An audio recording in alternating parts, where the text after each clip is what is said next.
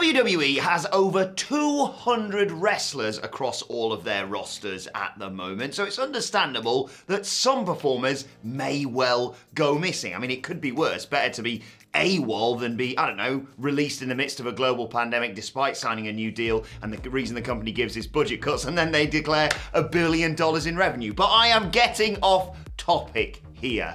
These are people who we haven't seen on our screens for months, and it's fair to say that we don't really know why some of these people haven't shown up on WWE TV. I think a lot of us are sick and tired of seeing the same faces day after day, week after week, month after month. That is certainly some of the complaints I get on my videos on this channel. But with all that in mind, I'm Adam Wilborn from What Culture, and with the caveat that this used to be a list of 10 and then Shayna Baszler had to go and ruin it by showing up at the Royal Rumble, these are 9 WWE stars who've gone AWOL. Number 9, Drew GULAK. Right, straight off the bat, I kind of have to admit that we're sort of cheating with this one and a few other entries in this list, because Drew GULAK popped up backstage on SmackDown recently as Drew McIntyre was on the warpath. But let's be perfectly honest, Drew GULAK is best seen inside a goddamn wrestling ring, and that hasn't happened for a long old time. I mean, for God's sake, 2 years ago, this guy was Bryan Danielson's training partner. How the mighty have fallen.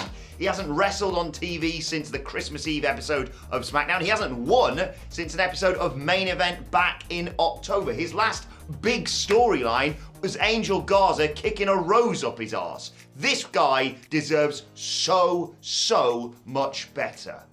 He also looks a lot like Adam Nicholas, which is no bad thing. Number 8, T-Bar. Do you remember when WWE tested out T-Bar and MACE as bodyguards for MVP? Nah, me neither. But I do remember back when he was Dominik Dijakovic having absolute bangers with Keith Lee down in NXT. And then they were brought up to the main roster. They did what they did with Keith Lee. And, well, Dominik Dijakovic became T-Bar in...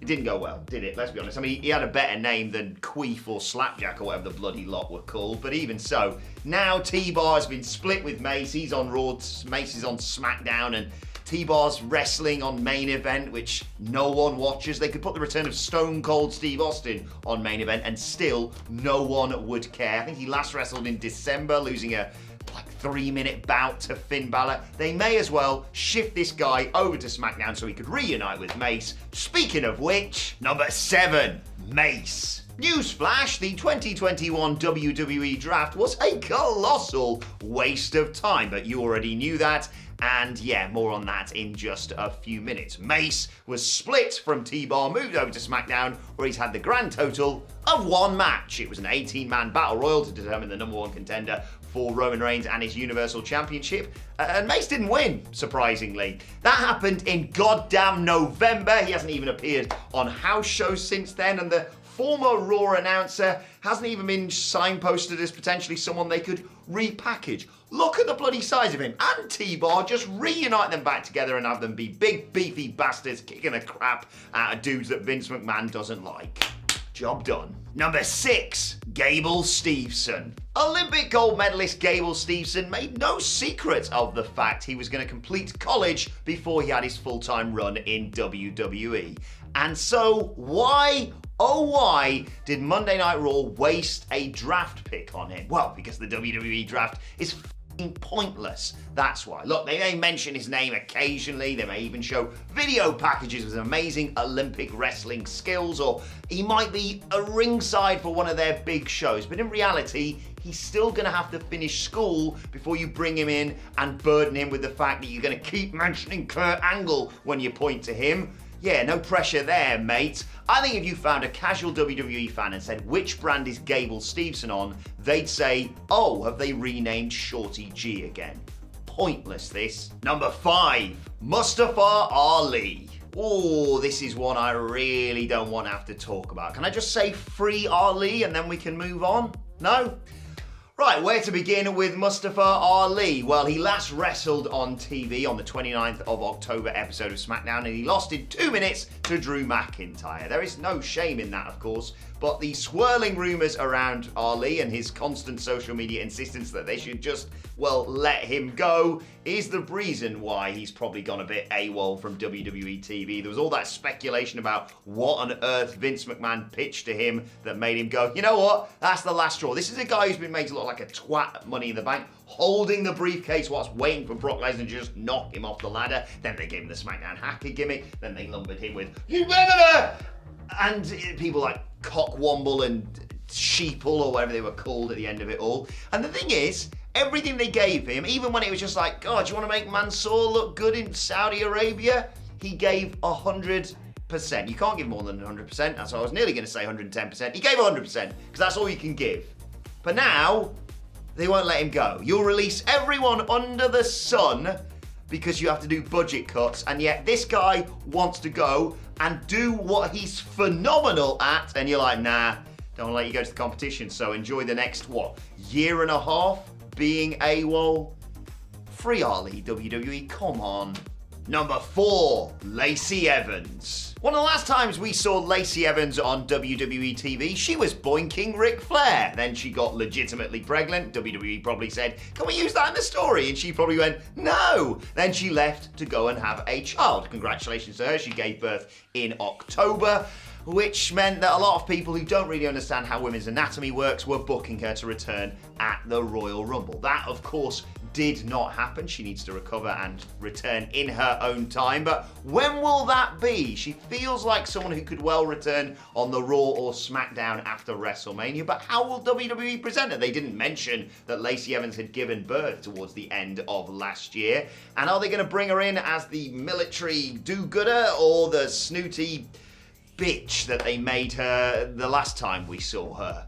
Who knows? All I'll say is just keep her away from Ric Flair. Shouldn't be difficult. Number 3, Xia Li. Granted, her inclusion on this list is rather shocking. Get it? Because she shoots lightning, and we also saw her recently just walking out the women's locker room. But still, it's fair to say that Xia Li has gone AWOL in as much as WWE has been very stop-start with her booking. They had all those weird, kind of brilliant vignettes setting her up on SmackDown. Then she came to Naomi's aid to help her against Sonya Deville and all her gaggle of bastards on the 10th of December. And then that's kind of been it. Occasionally she shows up to make the save, but for someone that they clearly invested quite a lot of time in and money when it comes to that weird, I don't know, computer fighter entrance that she's got, shooting electricity out of every orifice, it is strange. Either book her or don't. Don't have her just sort of be occasionally there to pally up with Naomi or Aaliyah. Let's just give her the lightning fist, bring her back, and have done with it. That should make the comment section interesting, eh? Number 2, Asuka. Another reason why the Royal Rumble sucked, and the main reason, of course, was Shane McMahon booking himself to outstrike UFC fighter Matt Riddle, eliminate Kevin Owens after no-selling a super kick, and be one of the final 3 before botching his elimination at the hands of Brock Lesnar. Thanks again for that, Shane. Was the lack of a return for Asuka. Let's be honest, WWE's women's division is a lot worse without this phenomenal talent. We last saw her, I believe, at Money in the Bank 2021. Then she went away. There was some photos that emerged of her arm in a brace in September. The people also talked about her going to have some dental work done. But now, all accounts seem to point to the fact that she is ready to return. And my God, do they need her? I mean, WWE have been talking recently about the lack of another big match that doesn't involve a title at WrestleMania. Now they've lost their prize cow, Shane McMahon. Put Asuka in a match against literally anyone, and it's a big match, and it is potentially a show sealer. If you don't bring her back on the road to WrestleMania, the Raw after WrestleMania, please WWE, I miss her so much. Number 1, Elias. Seriously, where the f*** is he? Sorry, Mr. Editor, but it's been half a year without Elias being on our screens. He last wrestled in July on Monday Night Raw, and then they did those vignettes through August where he smashed up his guitar and like burnt the remnants and then dug a grave and put on a hat and then nothing. Now, I understand that there was an idea to change his character that even Vince McMahon rejected as being too much like Macho Man Randy Savage. And think how bad an idea has to be for that senile old bastard to go, not a fan of that. But how are you not doing anything with Elias? I'm not saying he's going to main event WrestleMania ever, but he was so good at coming out, strumming his guitar or doing whatever he wanted to do and saying, hello, town, your local team sucks. And then WWE would boil piss and, so much heat.